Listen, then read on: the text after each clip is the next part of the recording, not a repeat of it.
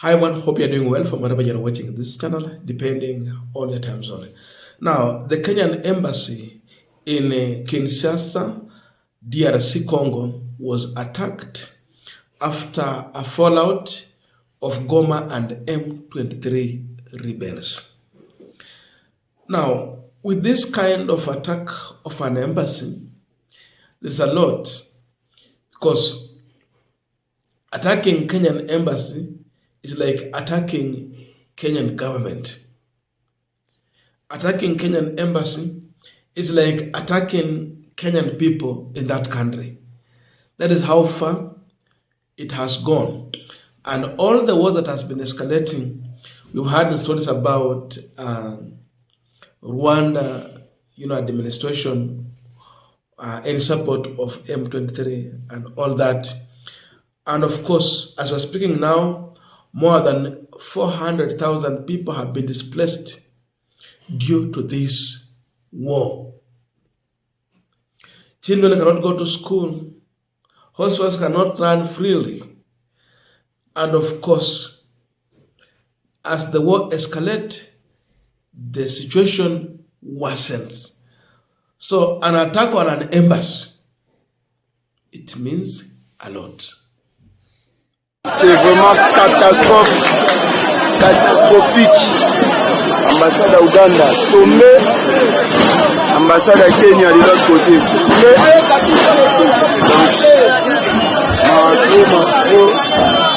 Kongola Telemi, Kongola Tomboki, revendication quelle zone.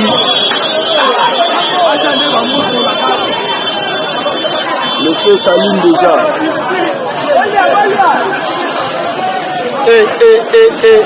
Yarandi somo.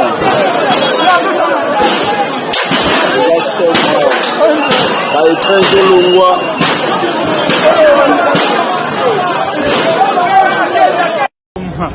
Namona alandira ngo.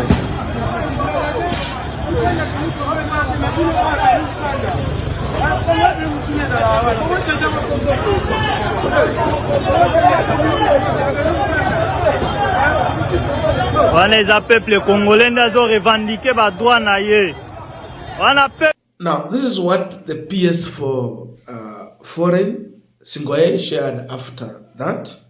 We are deeply concerned by the ongoing siege and attacks on embassy, premises and personnel in Kinshasa, DRC, including the Kenyan, Uganda, and South Africa embassy, by marauding protesters who are voicing their discontent on the conflict in the eastern part of that country. That is P.S. Songoye. Now with this, again, there are so many questions that comes out. Because imagine at one time, when there was such an attack, you find that the foreign mercenaries forces were also spotted guarding minerals. Imagine people are being attacked, but we have foreign forces not helping to safeguard these lives, but safeguarding minerals. Just look at this. So this can tell you really the situation why people would want war to go on in DRC.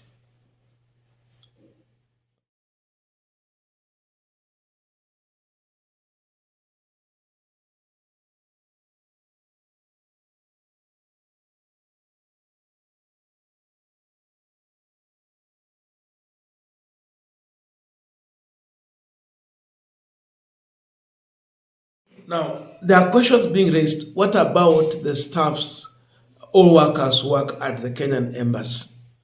Definitely these people were attacked. They are not safe. And we are yet to get the proper information in statistics as far as who was affected and to what extent. So the Prime CS, who is also CS for the Foreign Affairs, Musalia Mudavadi, also weighed in on this matter, and he's confirming that the DRC government will take responsibility to compensate on the damage that has happened at this embassy. Peace and security in the DRC. However, the success of the ongoing peace efforts depends on the warring parties in Eastern DRC honoring their commitments to peace, including implementing the ceasefire agreement that was reached under the Luanda peace process. Moving forward, Kenya believes that there are three key steps that are necessary to address the ongoing conflict in Eastern DRC. First is enhanced coordination and collaboration among all stakeholders, including regional governments, the African Union, the United Nations, and other international partners to ensure our efforts are fully coordinated and mutually reinforcing.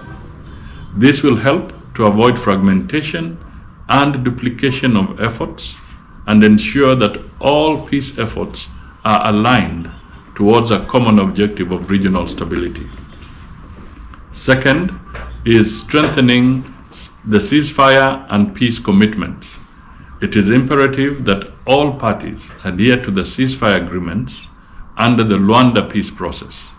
The continued violation of ceasefires only prolongs the suffering of the civilian population and exacerbates the conflict.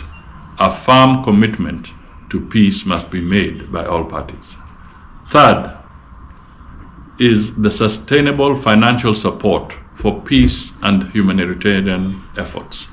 I call upon our regional partner states and the international community to extend the much-needed humanitarian support to alleviate the suffering of the displaced civilians in the affected localities. We must ensure that aid reaches those who are most vulnerable and that the necessary resources are made available to meet the immediate and long-term needs of these displaced populations. I wish to conclude by reaffirming Kenya's commitment to working closely with all organs of the African Union and the broader international community to find a lasting solution to the ongoing conflict in Eastern DRC.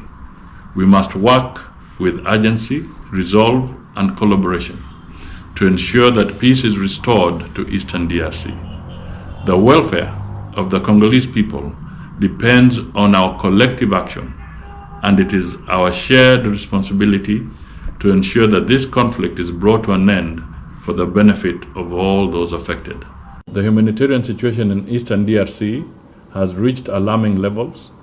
The latest wave of conflict has pushed the civilian population to a humanitarian brink with a new displacement of over 400. Look at this, a country like DRC. You look at the minerals they have. There is vast mineral wealth in DRC. But look at the country and its people. There is also extreme poverty in the same country. Who has put this country in this mess? The problem of Africa.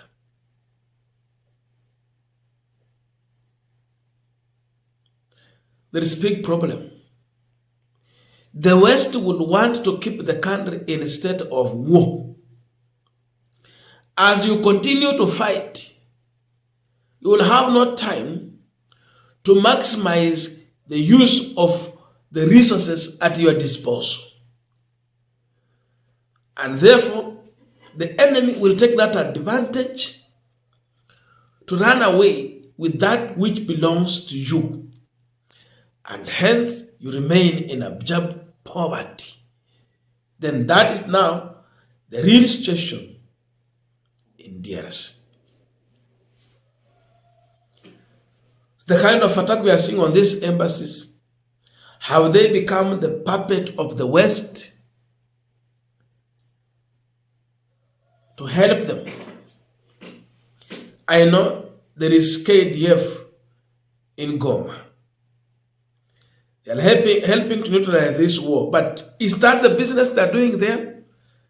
Or the real goal here is to make sure that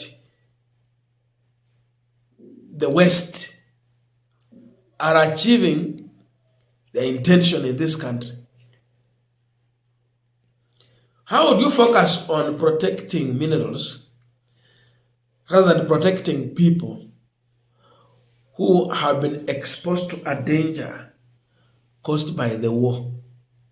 And you say that your troops are here in a peace mission. Which mission? The mission is not about peace.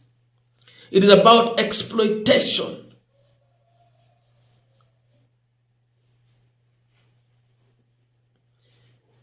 The conflict has been caused by individuals who want to continue to exploit the people of Congo. They are always busy moving from one place to another. Unabeba tu nguo umetembea nayo kwa mkono, you don't know if you will have peace. So you will have no time to think about development, to think about how you can use your resources in a better way. So the attack on Kenyan embassy, are they in support of this? And the rebels are seeing this, and now the target goes there. And by the way, even when the attack was happening on Kenyan embassy, I've heard Mr. Mdavadi talking about the police officers who are watching without much help. Officers are just watching with too little help. So are they also in agreement that these embassies are here just to help those who are interested in taking that which belongs to this country, their own countries? So are the officers also tired of this? Definitely, there can be such a possibility.